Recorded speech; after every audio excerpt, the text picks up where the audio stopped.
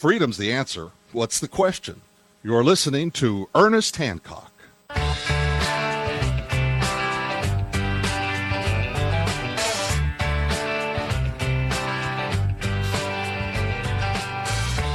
Welcome back to Declare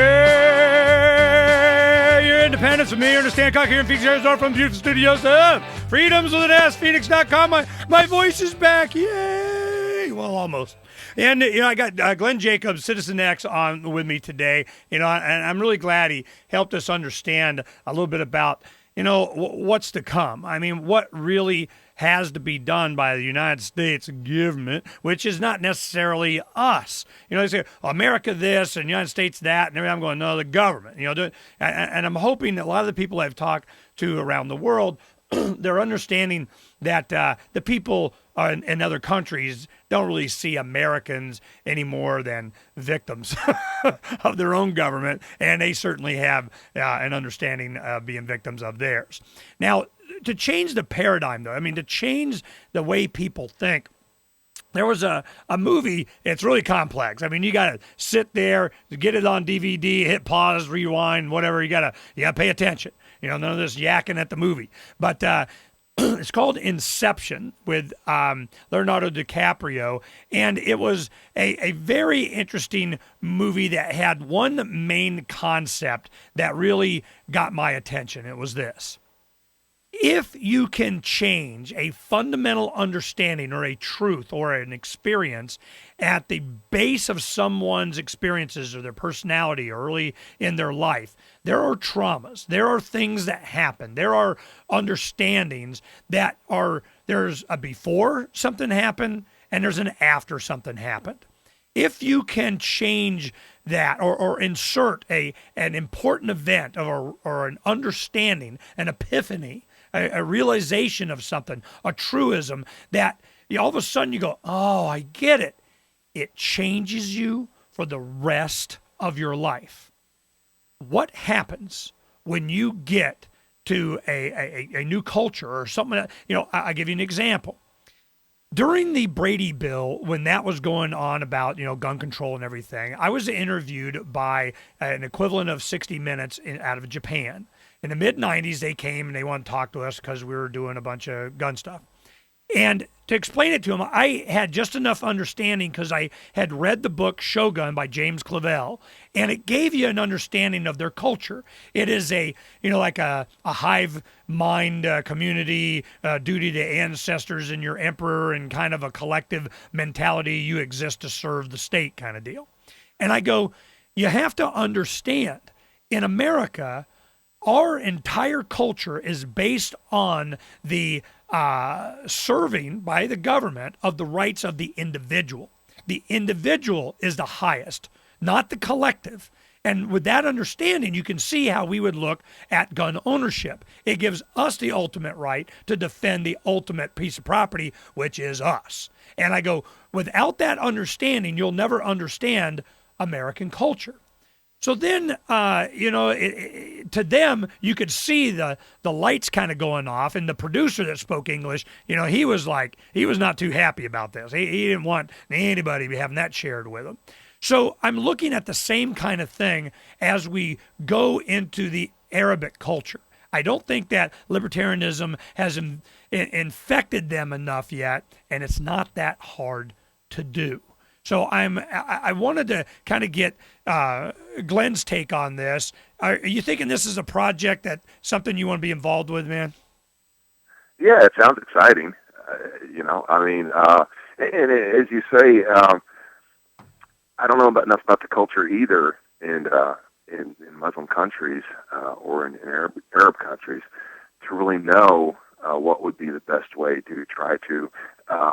I hate using the term change someone's mind or change their paradigm because that's not possible. People change their own minds and change their own paradigms.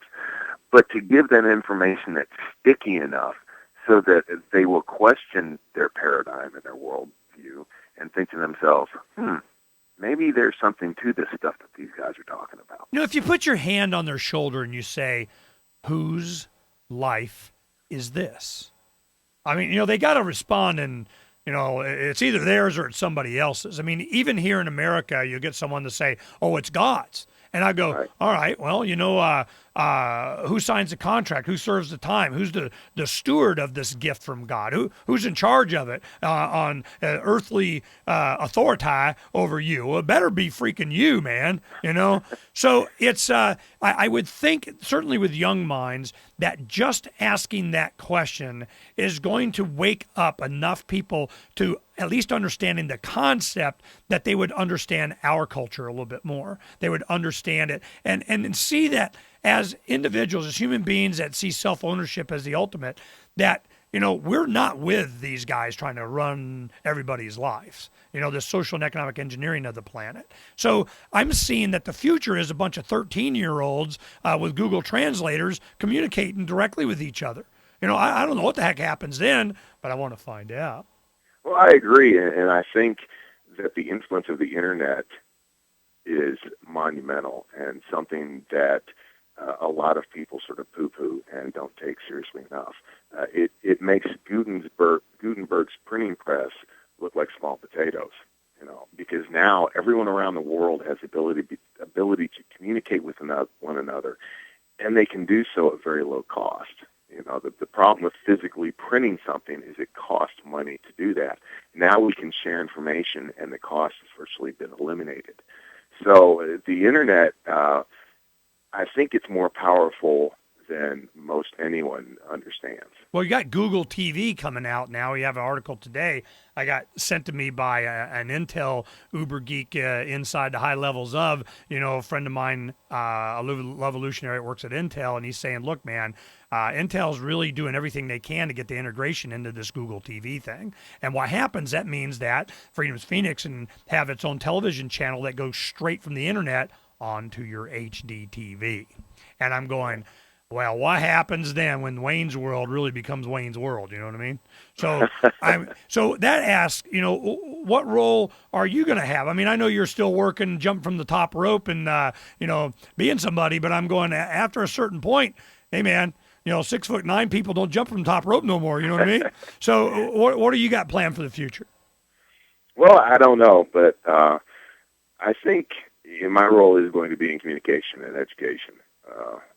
And that's what I'm hoping to get into. I'd actually like to throw a plug out. We have a small group in Tennessee called the Tennessee Liberty Alliance, and we're sponsoring a program on February 11th with Mises Institute people like Doug French and Jeffrey Tucker and Bob Murphy, and it's a one-day seminar for high school students. And, and so the more stuff that we can do like that, again, trying to give these kids information so that when they're forming their paradigms and their worldviews and how they think that the world really works, they get a different side of the story than they just get in school. Now, granted, most of these kids are going to be homeschooled probably, so they're going to be a little more open to this sort of thing anyway. But I think it's incredibly important. It's like Dr. Paul says, it's the young people that we have to concentrate on, because those are the people that are malleable. Those are the people that don't have fossilized paradigms, that they're willing to change their worldview, because in many cases they haven't had it so long that they've become so emotionally attached to it that is their identity. So I think it is going to be with the young people, and as you talk about with the amount of debt in the system, the fact that young people, I think a lot of them realize like Social Security isn't going to be there for them, even though they're going to have to pay into the system and all that sort of stuff. They're just not going to have the opportunities that you and I have. And they should be angry about it, and rightfully so. So I think that's where it's concentrate. Do you think you're seen as a threat? I mean, these kind of efforts that we go through. We do things like. We can't get in. We can't get into the public schools. The University of Tennessee, even though we're close to Knoxville, won't have anything to do with us. So of course we're seen as a threat, because we're offering people a different way to think about things. Well, I mean, they may not offer you opportunities, but are they, actively going? Am I going to get a visit from the State Department? Well, I hope not. I mean, and unfortunately, though, the thing about it is if and when that were to happen, you'd actually know that you're doing your job and you're having an effect. I know. I would be more angry if I don't. Right, exactly. That's why I wanted to get this done quickly. We start building this up too much, all of a sudden, some bureaucrat's checklist, starts getting up there. We got to go visit Ernie. Well, I want it to be over by then. But Glenn Jacobs, Citizen X, check, you put in Glenn Jacobs on the internet, it'll blow up all over the place, and you'll find out what a great mind for freedom he is. Hey, man, it's great to talk to you. I appreciate you taking out the time in your day while you're traveling on travel day to spend time with me. Okay, thanks, Ernie. I really enjoyed it, man. I appreciate it. You bet. We'll be back tomorrow. The first guest is going to be Lee Wright. He's run for president as a libertarian, and he has something to say about all this, too. We'll see. He's going to have a peace campaign. Wow. And as opposed to what? Uncovering the secrets and exposing the lies. That's what readers of freedomsphoenix.com get every day. Readers of freedomsphoenix.com are constantly provided the information that detail the real news between the lines of propaganda about government policies and the true relationship we all have with coercive governments. Learn the true condition of our economy, innovations and technological breakthroughs in energy, health, computer science, and space travel. Learn the truth well before it's admitted to in the lamestream media, the media that is so last century. Corporate media has evolved into nothing more than distributors of government propaganda, but we now have a fantastic alternative. FreedomsPhoenix.com provides constant news updates on the issues that affect our lives in the most important ways. Our liberty and our property are under constant attack, and FreedomsPhoenix.com provides the understanding behind the propaganda while encouraging the participation of our readers. Join us at FreedomsPhoenix.com. That's freedoms with an S, Phoenix.com. FreedomsPhoenix.com, where the revolution between the ears has already matured.